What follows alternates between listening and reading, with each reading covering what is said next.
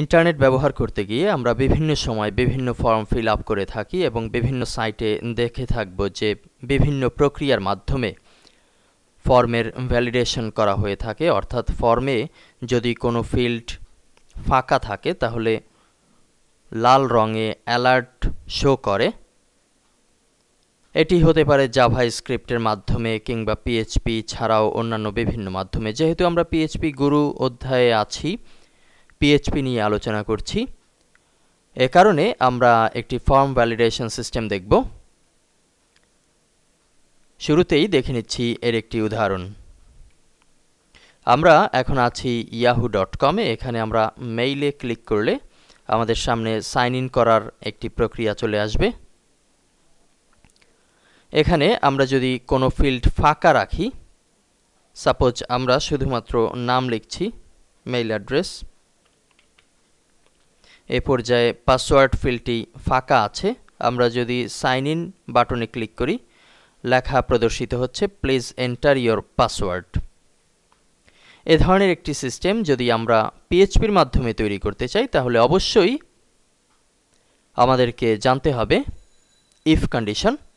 লেসনটি দেখার আগে আরেকবার দেখে নিন ইফ এলসের যে ব্যবহার পিএইচপি বেসিক অধ্যায়ে আছে সেখান থেকে। চলে যাচ্ছি ম্যাক্রোমিডিয়া ড্রিমওয়েভারে। আমরা এখানে একটি ফর্ম তৈরি করেছি।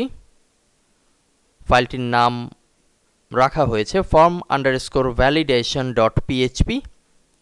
এখানে দেখতে পাচ্ছেন শুরুতে হেডার কমান্ড ব্যবহারের মাধ্যমে একটু বড় হাতে ফর্ম ভ্যালিডেশন লেখা হয়েছে। নিচে ফর্মের মাঝে দুটি ফিল্ড যুক্ত করা হয়েছে। পূর্বেও আমরা মেইল সেন্ডিং অধ্যায়ে ফর্ম ভ্যালিডেশন সিস্টেম দেখেছি।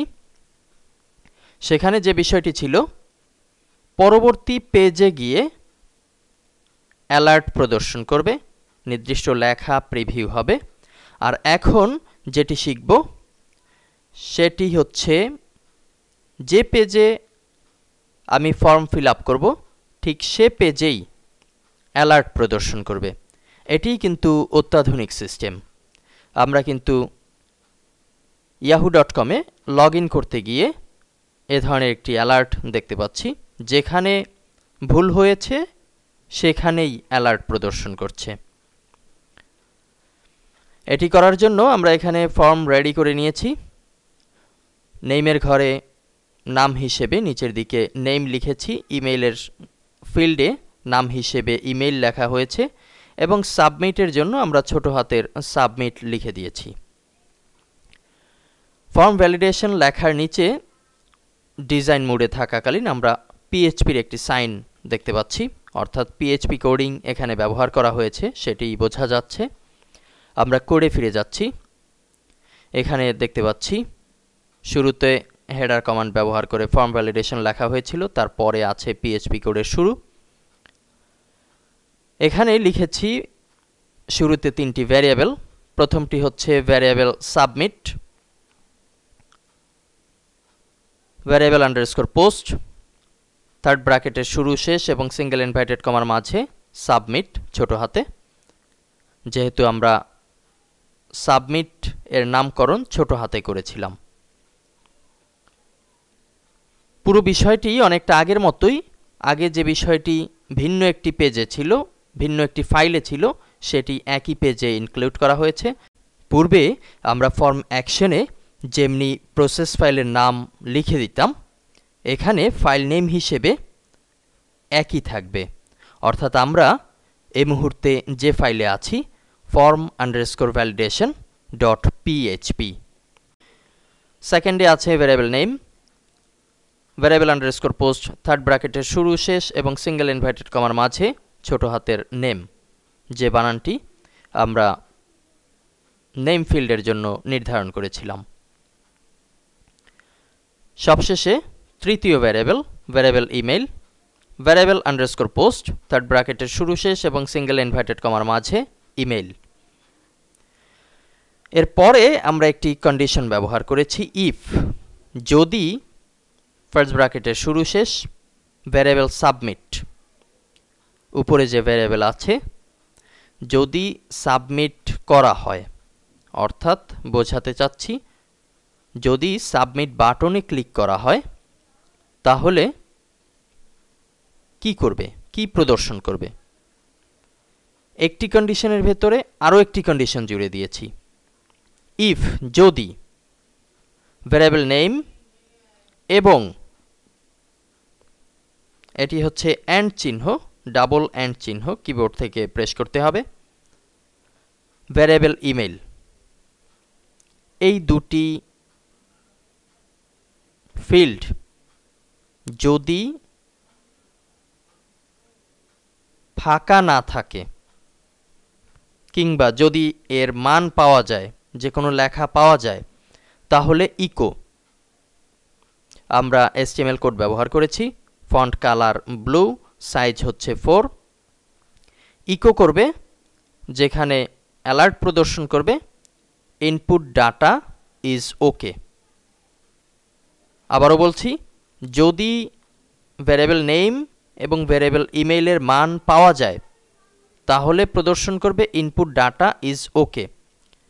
এটি না দিলেও চলতো, আমরা এখানে ব্যবহার করেছি শুধুমাত্র এ কারণে আমরা এই ফিল্ডের প্রসেসিং দেখাতে পারছি না কিংবা দেখাবো না এই মুহূর্তে, অর্থাৎ এখানে ডাটা কোন পেজে যাবে সেটি দেখাচ্ছি না, সে কারণে এখানে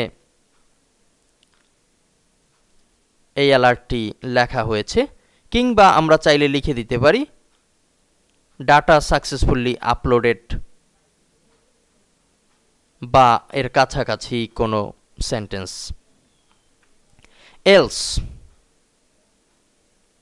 উপরের কন্ডিশন হচ্ছে যদি পাওয়া যায় তাহলে প্রিভিউ করবে input data is okay. Else, যদি পাওয়া না যায় তাহলে ইকো করবে রেড অ্যালার্ট দিয়ে feel in the blank field, খালি ঘরগুলো পূর্ণ করার জন্য অ্যালার্ট প্রদর্শন করবে। বুঝতেই পারছেন এই প্রজেক্টের ডিফারেন্স।